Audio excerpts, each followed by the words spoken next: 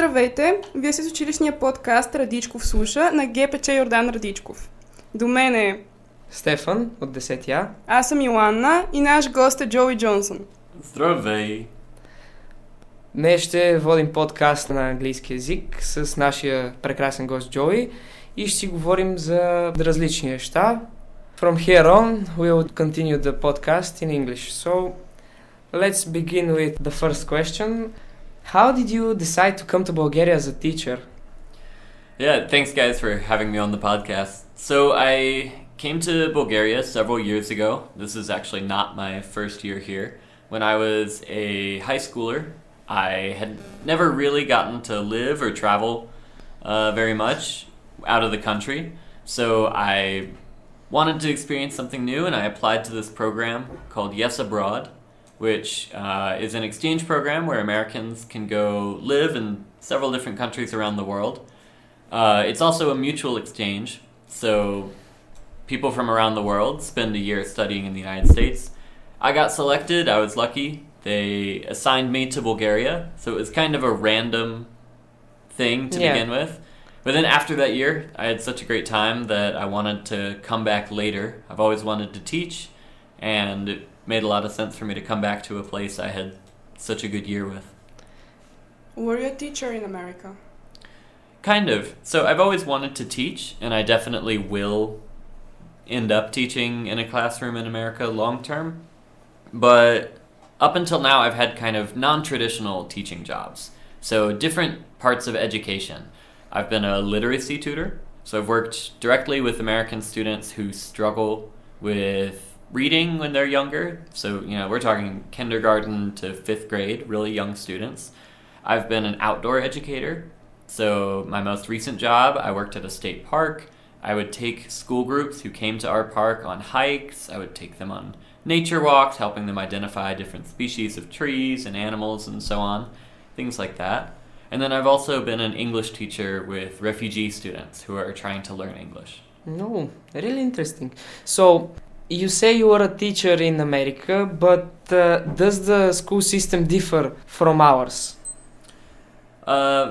Definitely. So obviously, America is a huge place. I can really only speak about my experience, but my high school was very different, at least in our school here at ГПЧ Йордан Радичков. So I went to a pretty large school.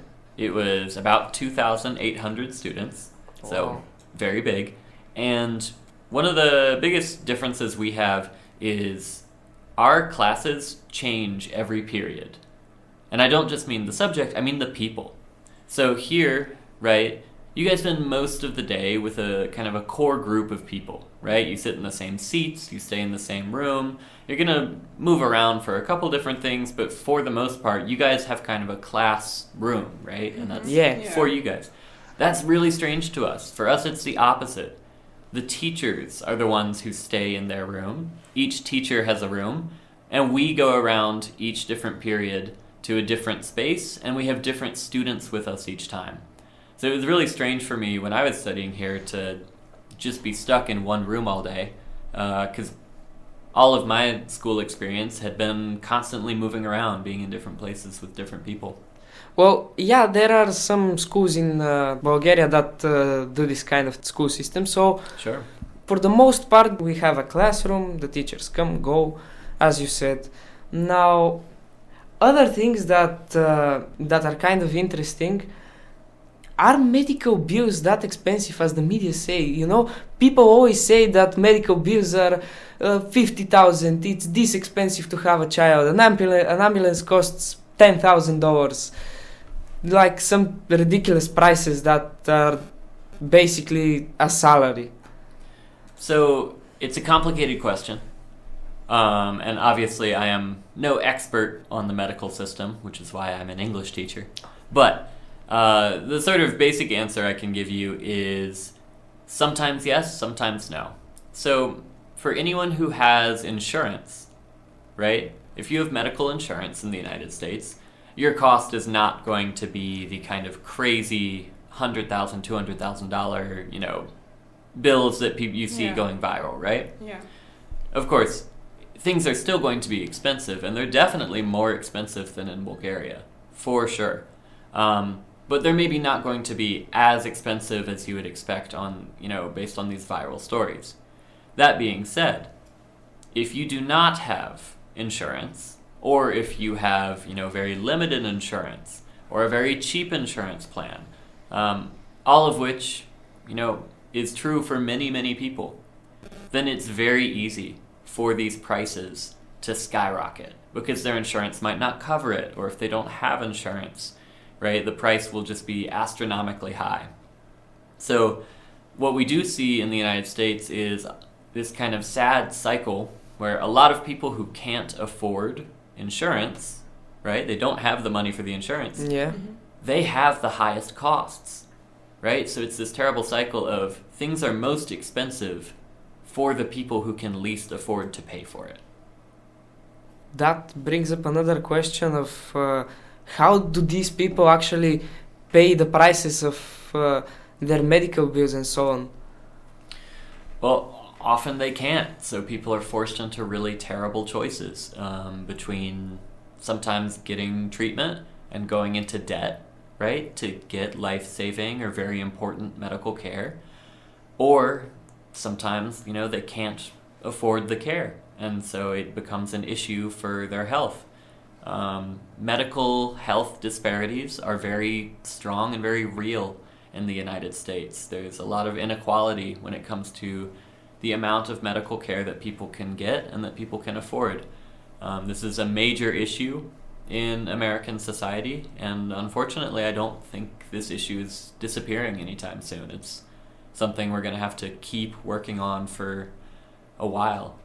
Oh, I guess as you say, nobody does anything about that, so it's very sad. The inequality of the groups of people based on their money is very, very different. It's honestly very sad. I agree. Yeah, obviously I love many things about the United States. Medical insurance and the cost of medical care is not one of those things. So you said that you were kind of a teacher in US. Mm-hmm. What's the difference between the US students and the Bulgarian students? Do you see any differences? Sure. It's a great question. And it kind of gets into, I think, broader differences, right, that are true not just of students, but the people as a whole. Exactly. Yeah, so their personality and yeah, absolutely. what they do. So one thing that I've appreciated from students here in Bulgaria that I think I would probably never hear from students in the United States is they're really honest and blunt about what they thought the lesson was, which for me as an educator is great, because if a student isn't excited by my lesson, they tell me it, and then, I can change things. I can move my classes around and make them about things that students really care about or students are excited to learn about. In the United States, I think students don't really, have that that honesty or that really the power in that situation to go up to their teacher and say, "Joey, that was boring." I really appreciate that honesty here. What about their behavior? Is it different from Bulgaria? I think in a lot of ways, students across the world experience very similar things, right? You're all going through this kind of period in your life, right, of adolescence where you're, for a lot of people in a lot of different ways, you're, figuring out who you are, you're figuring out new social dynamics, you're thinking about the future, but you're also enjoying a lot of the things that you get to do as a kid that get taken from us when we grow up. So I see a lot of similarities in how students approach school and their lives. Some of those good, some of those difficult. Now, another difference that I know of is the grading system. Is the grading system different, and is it different by far from ours? So in our system, we usually use numbers. Not usually, we use numbers, 2 to 6. 2 being the lowest, 6 being the highest. But I think that in the US, it's letters. What does the letters mean, and how is it graded? Sure. So in most places, they still use the letter system, but each letter corresponds to numbers. So, for example, in my school, at the beginning of my time in high school, an A, right, which is our version of a 6, Yeah. this is the best grade, would be anyone who scored it from a 93% to a 100% on an assignment, on a test, and also for the year. Their sort of total average would have to be above 93% to get an A. Halfway through high school, that changed for me, and it became from 90% up. So the grade system, 90% up is an A, 80% up is a B, 70% up is a C, so on and so forth, right? Yeah. So pretty easy to keep track of. But I think we also grade individual assignments differently. So a very normal thing in some of my classes would be to say that maybe a test or all the tests together would count for 55% of your grade, right? So a little more than half of your grade is going to be based on your test scores. And then maybe 35% of your grade is going to be smaller assignments like quizzes, projects, things like that. And then you have about 10% that would come from your homework or your effort. So you can kind of do the math, you average out how you've done with all these different assignments. That gives you your percentage for the year. That gets you your grade. So very different system for inputting grades. But yeah. So Joey, tell me, what's the difference between the people in US and Bulgaria? Sure, so this is something a lot of students ask me, and I think the best way I've found to explain it is Americans are very friendly, I think, as a whole, especially when you approach them at first. But if you want to get to their real opinions, you really have to build a relationship with them. So I think we're very warm and friendly on the outside, and if you want to get kind of the juicy stuff, right? You want to get like the real opinions, you got to be patient and build up a relationship. I think it's very much different here. A lot of people are a lot more willing to give you a very frank opinion, and the expectation is that it's not personal, right? In the US, if you just walked up to a stranger and you were talking to them and they said, "Wow, I really don't like your outfit today," that would be very like out of nowhere, rude.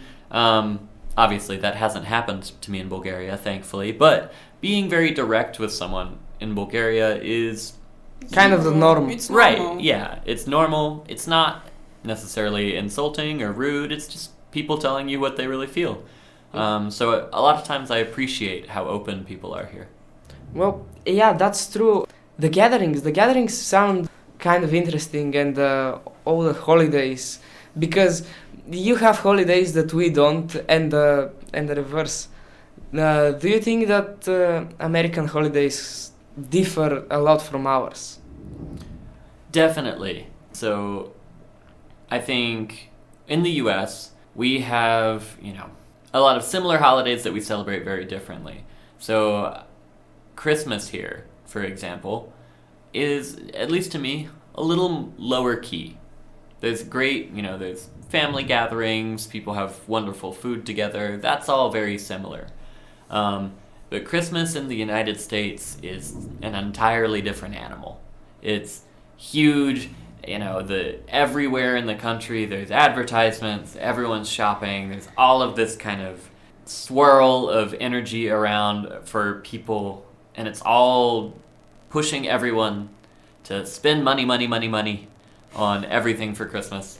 Buy the right sweets, get the right presents, have everything great.